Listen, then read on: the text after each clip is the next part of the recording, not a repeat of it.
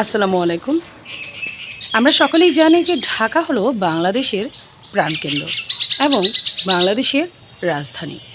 কিন্তু আমরা কি জানি কবে থেকে ঢাকাকে বাংলাদেশের রাজধানী করা হয়েছে? আমরা জানি যে ১৯৭১ সালে যখন বাংলাদেশ স্বাধীন হয়েছে, স্বাধীন হওয়ার পর থেকেই ঢাকাকে বাংলাদেশের রাজধানী করা হয়েছে।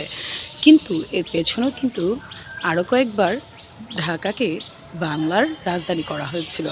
আজকে আমরা প্রথম থেকে শেষ পর্যন্ত জানব যে ঢাকাকে কতবার বাংলার ও বাংলাদেশের রাজধানী করা হয়েছিল এবং কখন করা হয়েছিল।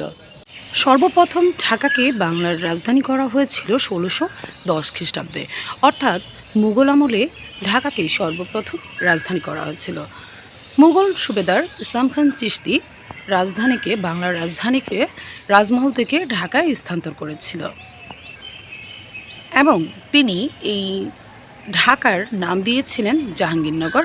কারণ তখন যে মুঘল সম্রাট ছিল তিনি ছিলেন সম্রাট জাহাঙ্গীর। তো এই সম্রাট জাহাঙ্গীরের নাম অনুসারেই তিনি ঢাকা শহরের নাম রেখেছিলেন জাহাঙ্গীরনগর। দ্বিতীয়বার ১৯০৫ সালে যখন বঙ্গভঙ্গ করা হয় তখন বাংলা প্রদেশ এবং যে আসাম এবং বাংলা প্রদেশের রাজধানী করা হয়েছিল তখন ঢাকাকে, অর্থাৎ ১৯০৫ সালে যখন বঙ্গভঙ্গ করা হয়েছিল তখন ঢাকাকে বাংলার রাজধানী করা হয়েছিল দ্বিতীয়বার। আর তৃতীয়বার ঢাকাকে বাংলার রাজধানী করা হয়েছিল যখন ১৯৪৭ সালে ব্রিটিশ শাসন আমলের অবসান হয়েছে এবং সেই ব্রিটিশ শাসন আমলের অবসানের মাধ্যমে ভারত এবং পাকিস্তান নামক দুটি রাষ্ট্রের জন্ম হয়েছিল। তখন পাকিস্তানের রাজধানী করা হয়েছিল এই ঢাকা শহরকে। সর্বশেষ চতুর্থবার ঢাকাকে বাংলাদেশের রাজধানী করা হয়েছিল ১৯৭১ সালে মহান মুক্তিযুদ্ধের পর যখন বাংলাদেশ স্বাধীন হলো, সেই স্বাধীন দেশের প্রথম রাজধানী করা হয়েছিল এই ঢাকা শহরকে।